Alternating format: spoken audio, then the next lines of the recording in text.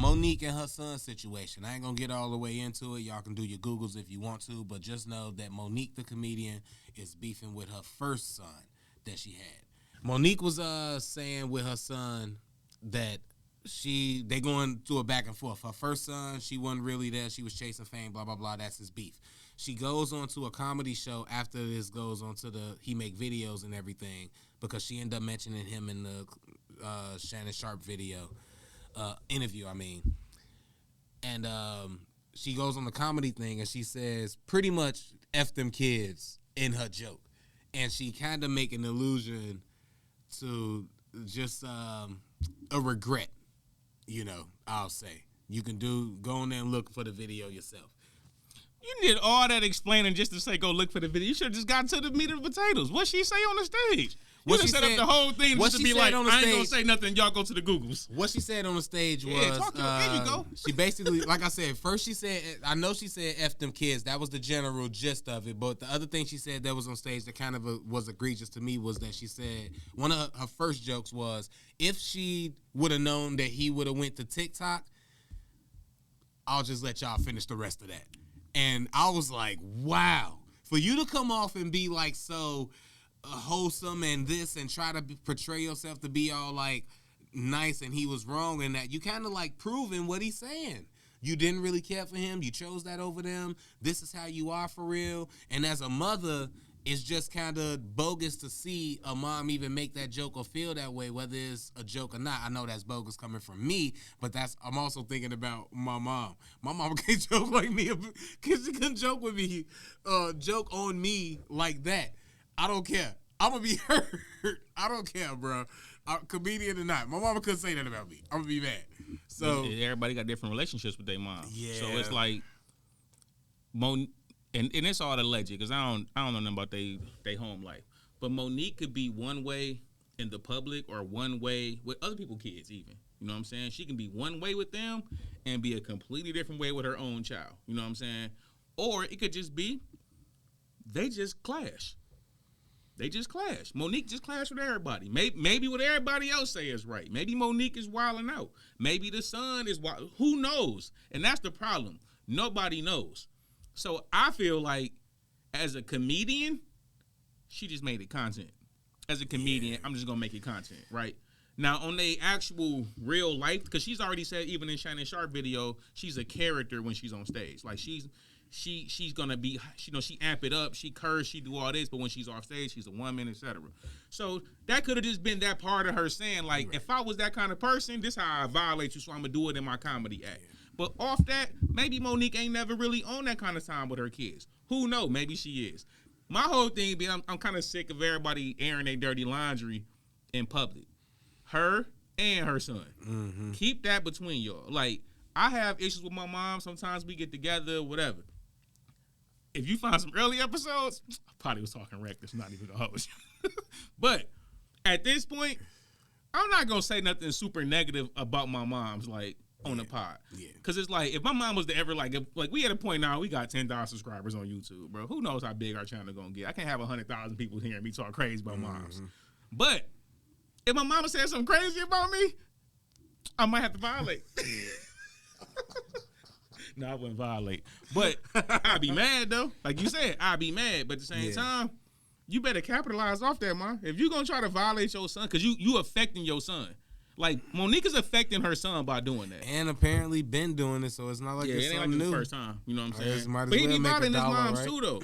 So it's like two wrongs don't make it right. You're right. It is both wrong because I didn't know who he was or none of that until he came out and said it. And I didn't watch the interview. So as a person who didn't even...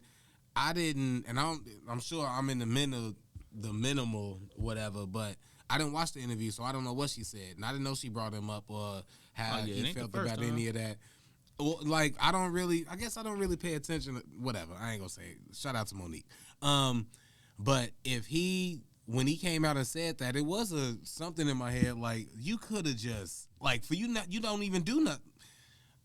No disrespect. Not saying you don't do nothing, but you're not in entertainment, so you don't need this clout. But at the same time, I don't think that's really about clout because and it's probably even not. If you on your regular Facebook or something like that, and you will respond like, yo, like why you trying to violate? I think because you is her son, bruh, make make a subliminal Facebook message like everybody else would do.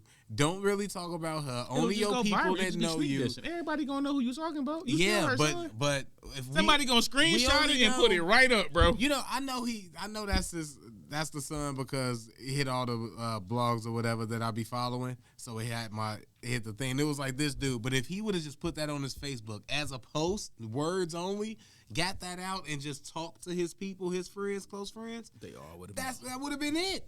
But it ain't no reason to go online and do it besides you want some type of attention. Now, I'm not going to not think that to some degree. You wanted some type of attention or something. Like, I don't know. Because if you don't, you know how many times it be some stuff and I want to comment and then I'm like, I don't even want I don't want to have to keep going back and forth with this person, type the whole thing out, delete it, let it go, continue my life. Because it don't really mean a lot. So anytime I do go online or post anything or whatever, I know that I'm doing this because I want the attention from it or I want engagement or I want something. That's what you use it for. Even when I'm venting and I know I'm just posting something subliminal or whatever, it's because I want to get it off. I might not want to let everybody know everything, but I'll say something subliminal like, hey, man, everybody ain't loyal. Got to watch your people. You know what I'm saying? And who not going to like that or relate to that? Everybody felt like that before, but it ain't going to be the exact thing. And I got it off. The people who need to know, and I'm keeping it going. See, I think for me, I don't really do it for that. Like, every thought I be throwing up, no matter how basic or whatever it is, it's just something I want to put in the universe.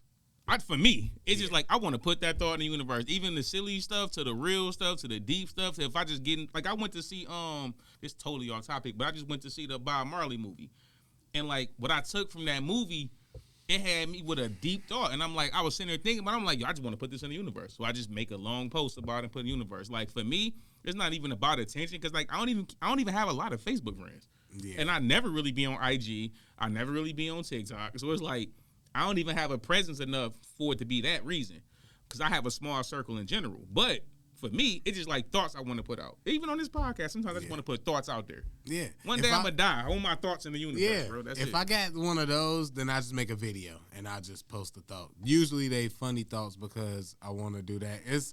I don't want to, and I should. Maybe one day maybe I'm going to build my page up and be like used to being like, oh yeah, we know Craig gonna make a video. Be funny all the time, we'll see his face, and then I can start posting real stuff and be like, hey man, nah, you post that now, so they know you. Like think of all the major comedians. They can also talk about something serious. They might be able to find a funny angle, but they can be serious. You can't hide that part of you and just think you got to make everybody laugh. I be wanting to do that a lot. Sometimes I just be in the car and I'm like, I just want to make a video and be like, hey, bruh, I'm like this and go through this, or hey, if you feeling like blah blah blah, I'm feeling like, but then I'm like, hold on, we finna interact with the live chat right now. Hey, live chat, I'm gonna ask y'all the question. Would y'all have a problem with somebody who's a comedian like Mr. Craig right here having moments of actually being serious? You know what I'm saying, and having a deep thoughts to it, not just trying to make you laugh. Don't do that. That's a terrible there we question. Go. Shout out a terrible question for the polls. And no, they shouldn't. They should always be fun. I'm there so y'all to take to take my mind off of y'all serious thoughts. I gotta be serious, like, by myself in the hotel room and stuff. That's when I get to be serious. What people find funniest of all comedians, bro? The things they can relate to and the thoughts and the feelings you have when you do it. That's what make a person buy into a comedian. When you make the joke about like even some RIP to Bernie Mac. And I think it was his joke.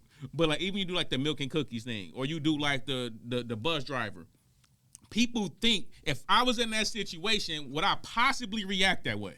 Mm-hmm. That's what make it funny. Because I probably do the same thing. Now you laugh at it because it's like, I do the same thing. It's not the fact that they're trying to make you laugh. It's the person putting themselves in these situations, and that's what's really funny to you. For the most part. I mean, you do got them silly comedians.